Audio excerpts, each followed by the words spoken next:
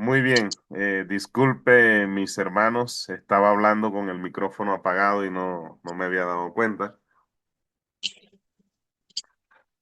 Les decía que antes de que el hermano Clímaco hiciera la oración,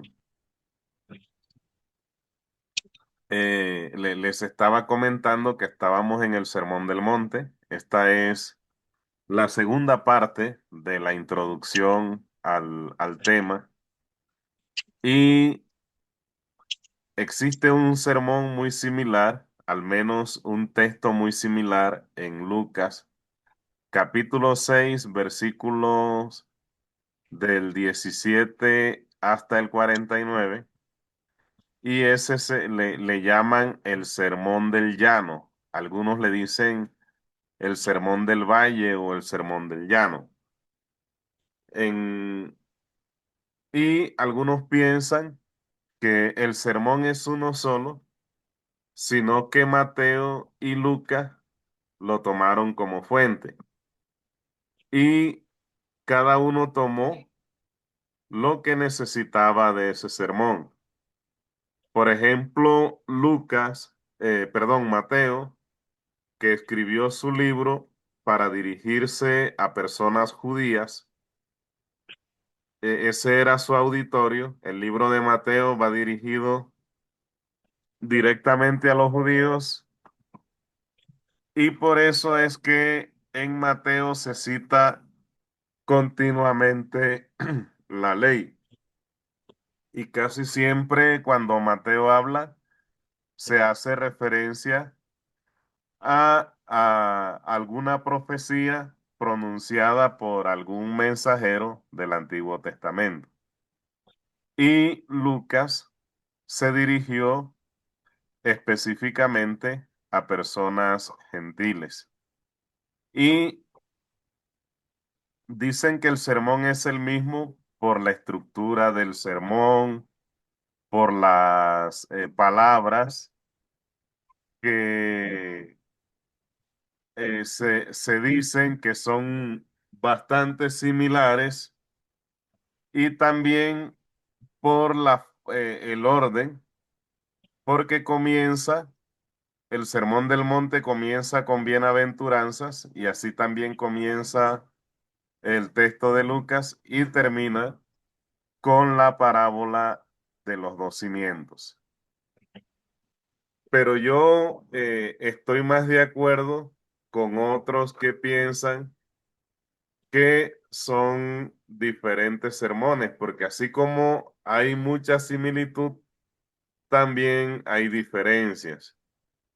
Bueno, el lugar es lo de menos porque, eh, por ejemplo, en Mateo 5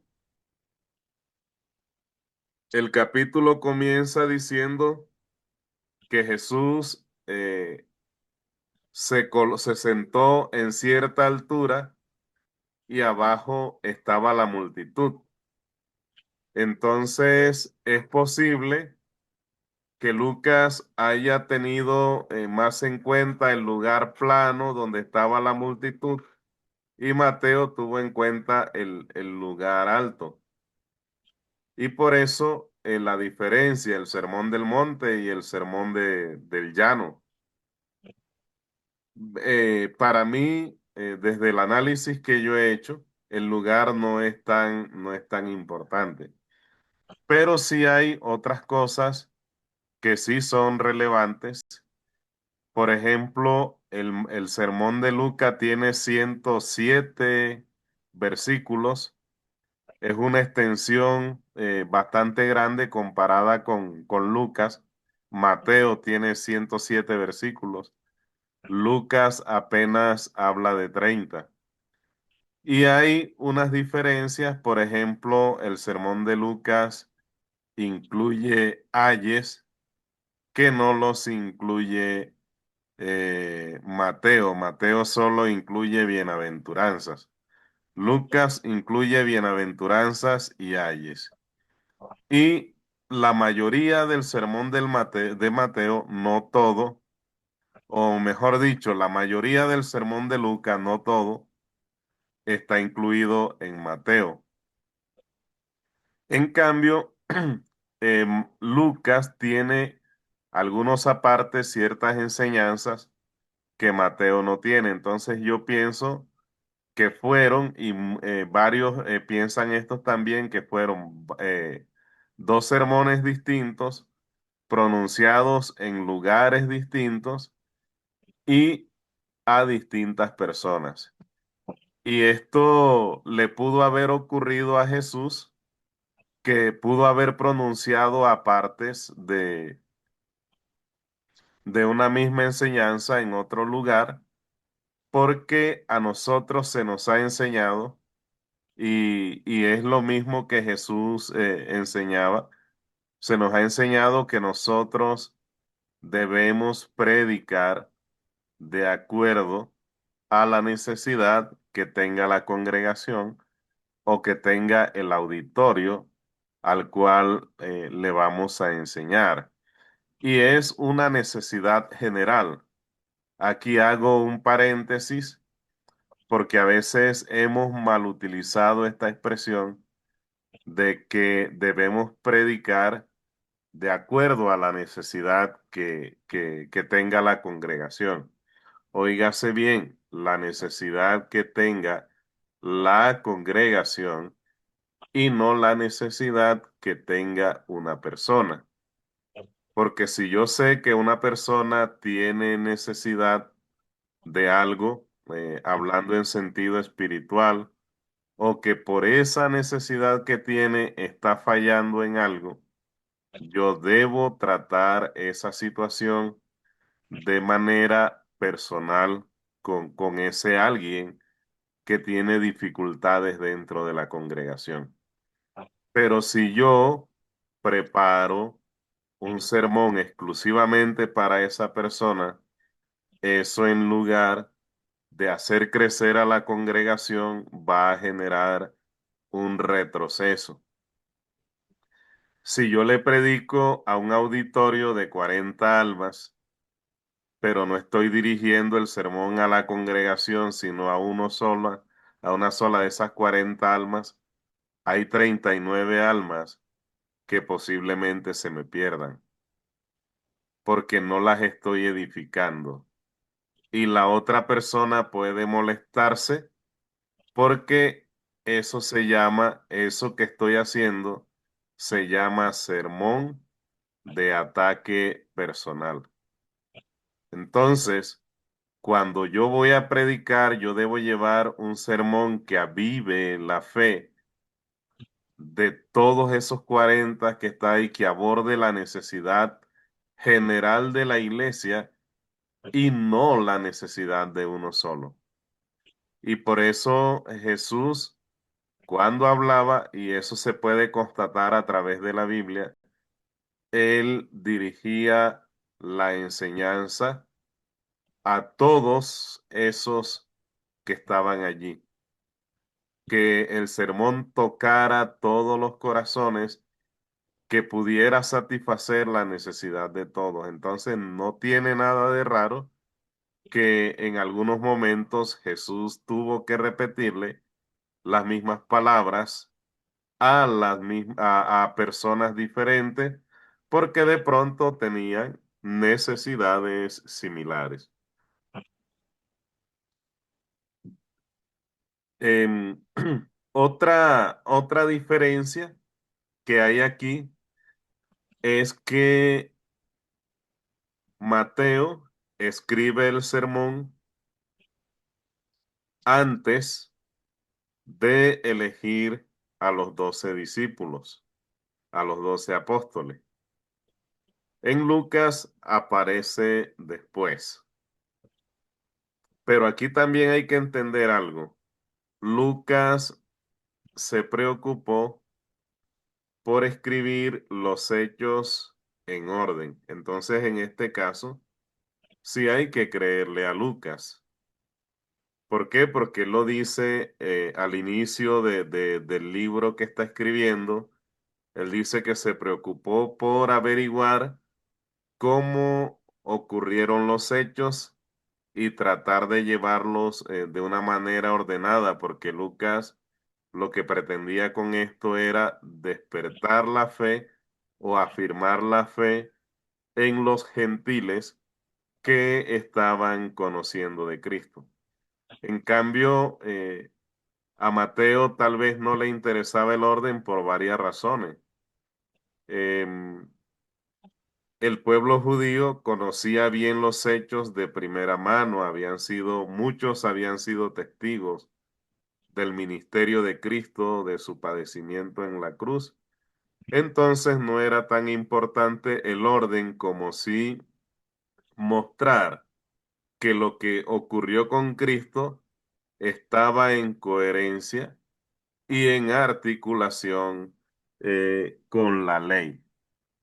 Entonces, teniendo esto en cuenta, personalmente yo, sin embargo, ahorita al final de la clase, todos van a tener su espacio para que el que quiera hacer un comentario referente a esta introducción lo pueda manifestar.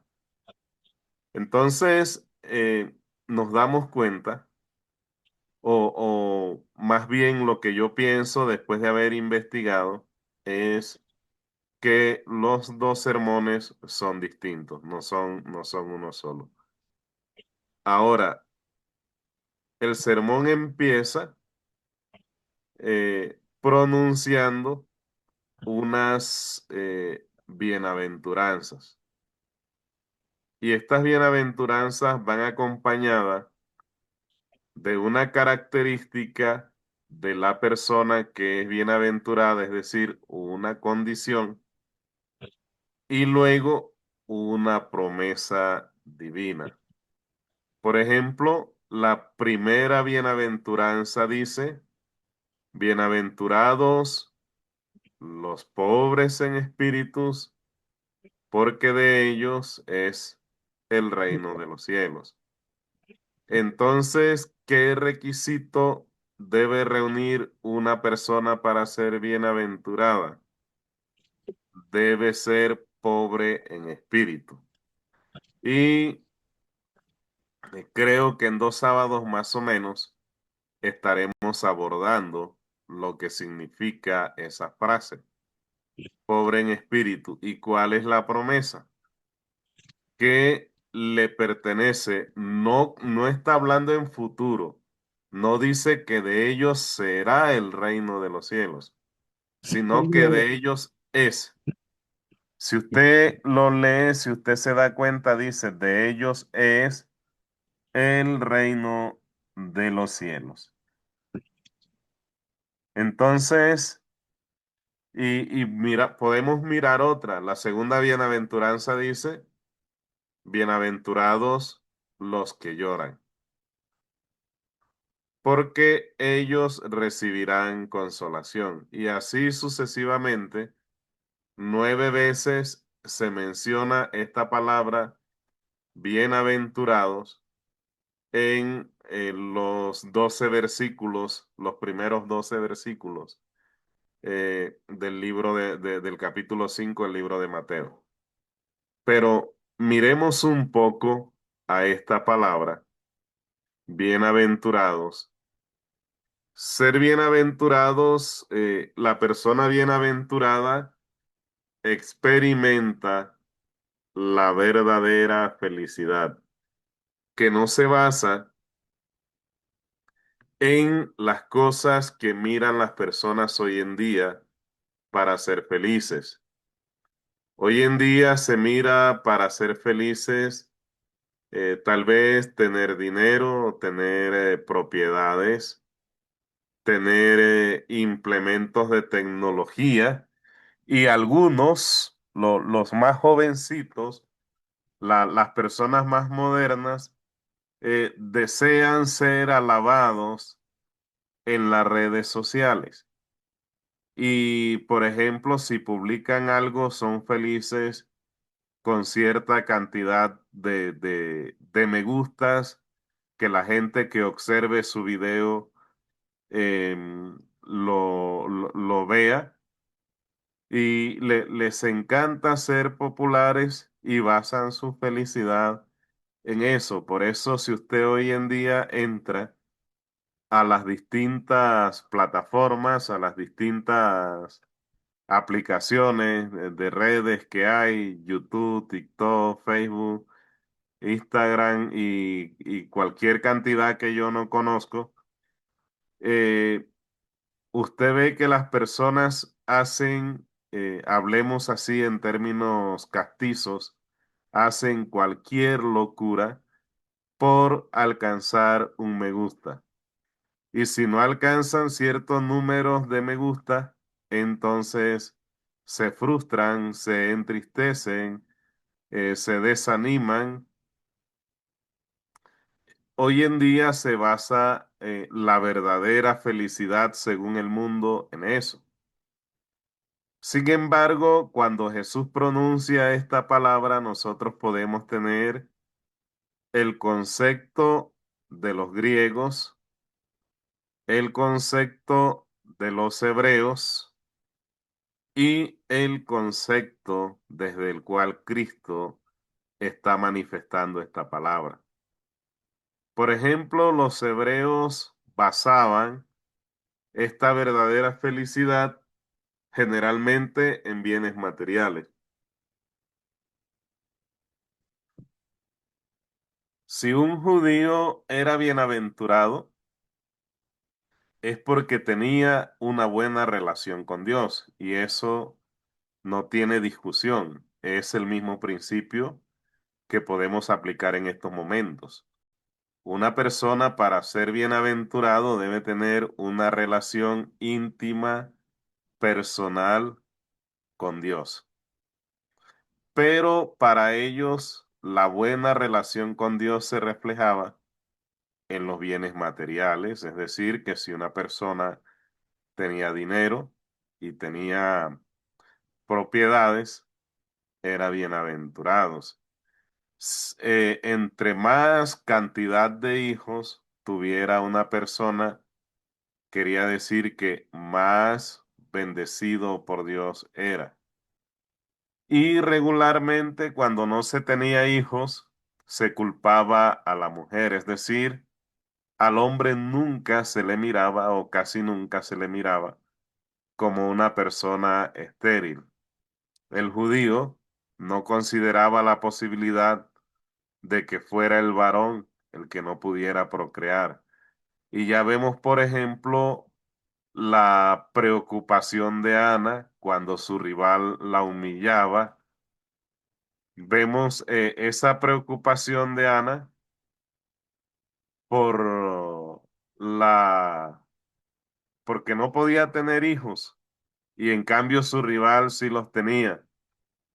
Y por eso vemos a Abraham también preocupado por no tener hijos y le decía a Dios que cómo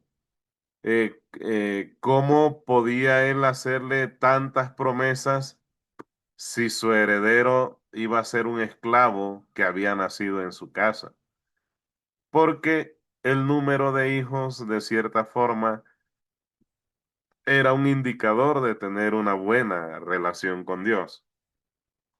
Ahora, los hebreos que cuando recordemos que la Biblia fue escrita en hebreo, perdón, en griego, el Nuevo Testamento al menos en griego, el Antiguo en hebreo, esta palabra que aparece en griego, Jesús la utiliza para tratar de alguna manera de explicar para que el que estuviera, porque Jesús conocía bien este concepto, pero a veces este concepto de bienaventurado no alcanza, ni yo en estos momentos que estoy tratando de enseñar, puedo llegar a conocer exactamente lo que esto significa.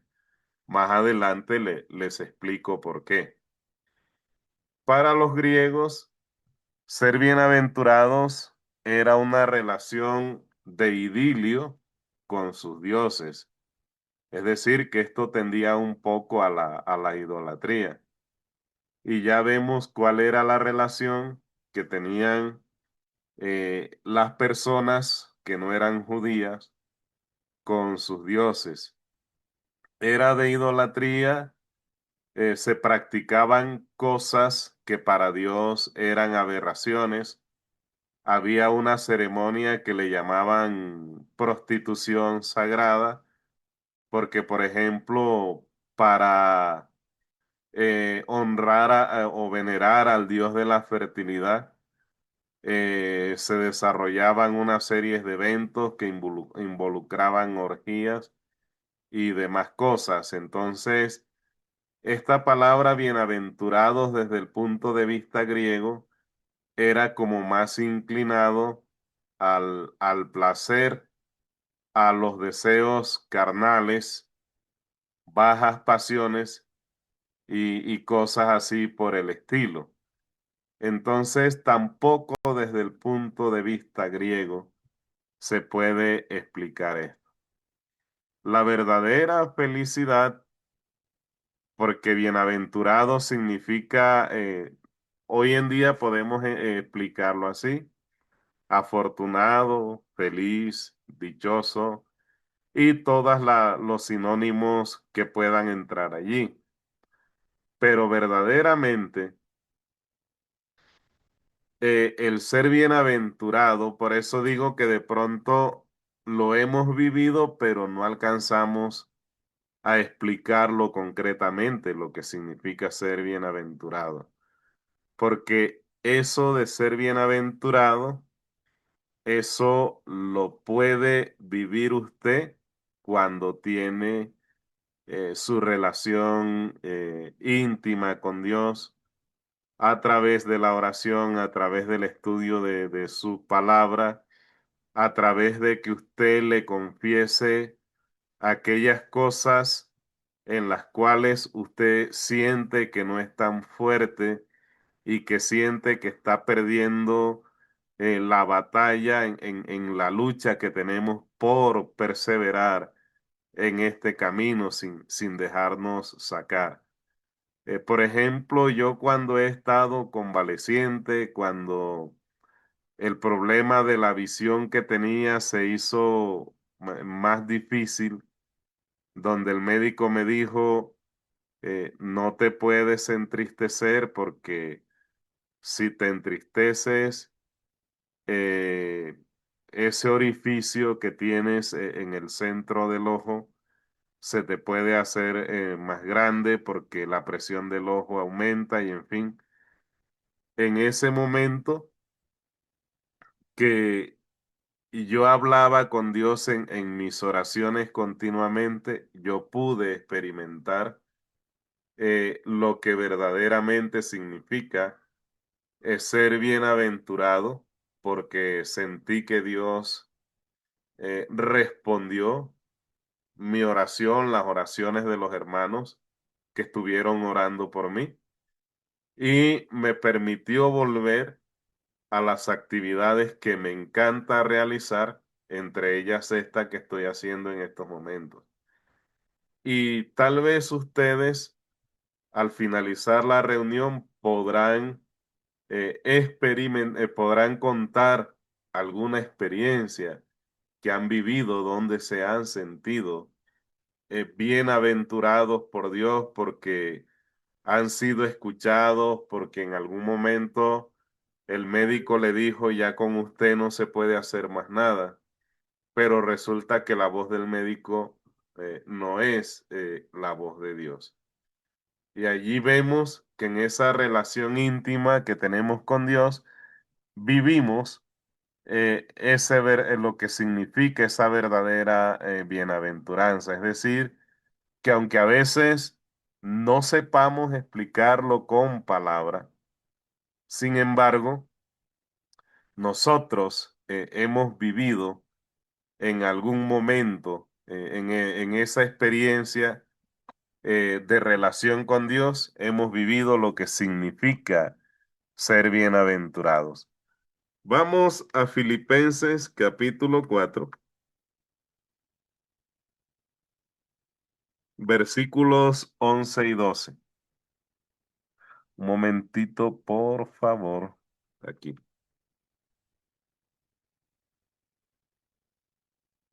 Filipenses 4, versículos 11 y 12. Entonces nos dice, no lo digo porque tenga escasez, pues he aprendido a contentarme cualquiera que sea mi situación. Sé vivir humildemente y sé tener abundancia en todo y por todo estoy enseñado, así para estar saciados como para tener hambre, así para tener abundancia como para padecer necesidad. Entonces, recordemos quién era el apóstol Pablo antes de ingresar a las filas del cristianismo. Un fariseo que gozaba de cierta reputación, de cierto prestigio, y tal vez el prestigio que tenía le permitía vivir una vida solvente, porque gozaba de el aprecio de las altas autoridades en la organización judía. Sin embargo, él dice ahora, anteriormente tenía una estabilidad, parte de eso quedó atrás cuando decidió seguir a Cristo, y él ahora dice, mire la transformación que Dios logró en su corazón, que él dice que está acostumbrado a, a estar contento sin importar cuál sea la situación que está viviendo. Dice que él está acostumbrado a tener escasez, a padecer hambre, a vivir con poco, porque entre otras cosas, Dios nos da la sabiduría para saber usar ese poco, esas pocas cosas que recibimos. Y por eso Él dice que si somos fieles en lo poco, también podemos ser fieles en lo mucho porque sabemos administrar. Algo que hoy en día muy poco pasa porque estamos preocupados por tener un poder adquisitivo. Y si no lo tenemos, nos quejamos, nos sentimos mal, lamentamos nuestra situación y a veces esto genera un estancamiento a nivel espiritual en el creyente. El apóstol Pablo nos enseña que debemos estar contentos y esto es parte de ser bienaventurado con lo que recibimos de parte de Dios, sea lo consideremos mucho o lo consideremos poco, porque en realidad el ser humano dice que está recibiendo poco. Sin embargo, eso es muy relativo porque lo que puede ser poco para alguno de ustedes, de pronto puede ser mucho para mí o viceversa, porque eso es subjetivo, es decir, depende de cada persona que esté, de la consideración del punto de vista de cada persona. Vamos a otro texto en Primera de Timoteo, capítulo 6, versículo 6 en adelante. Nos dice aquí la palabra de Dios. Pero gran ganancia es la piedad acompañada de contentamiento, porque nada hemos traído a este mundo y sin duda nada podremos sacar. Así que teniendo sustento y abrigo, estemos contentos con esto, porque los que quieren enriquecerse caen en tentación y lazo, y en muchas codicias necias y dañosas que hunden a los hombres en destrucción y perdición, porque raíz de todos los males es el amor al dinero, el cual codiciando algunos se extraviaron de la fe y fueron traspasados de muchos males. Entonces, la clave de la felicidad está en tener una vida sometida a Dios. Es decir, que la clave ni siquiera está en ser perfectos, porque perfectos quisieron ser los judíos y por tratar de ser perfectos quisieron hacer todas las cosas al pie de la letra y terminaron, como dice algún texto, apegados a la letra y se olvidaron del espíritu. No está en el poder adquisitivo como lo está mostrando este texto. Está en tener la verdadera religión, está en tener un corazón dispuesto a servirle a Dios. Pero esa disposición debe ser con alegría. Entonces nos dice el texto que las personas que pretenden enriquecerse terminan haciéndose daño a sí mismos. Es decir, es como cuando yo pretendo usar un arma sin saber manejarla, corro el riesgo de quitarme yo mismo mi propia vida. Y muchas personas que pretendieron tener dinero, finalmente terminaron haciéndose daño, terminaron arruinando su vida física y su vida espiritual. Entonces, partiendo de estos dos textos que hemos leído y de todo lo que hemos visto en las dos clases que hemos hablado de la introducción al texto, a partir de aquí vamos primero a analizar los versículos 1 y 2 y luego a estudiar cada bienaventuranza que está consignada en el Sermón del Monte. Bueno, mis hermanos, ha sido todo por el momento y espero que esto sea de gran bendición y que siga siendo de gran bendición en cada enseñanza.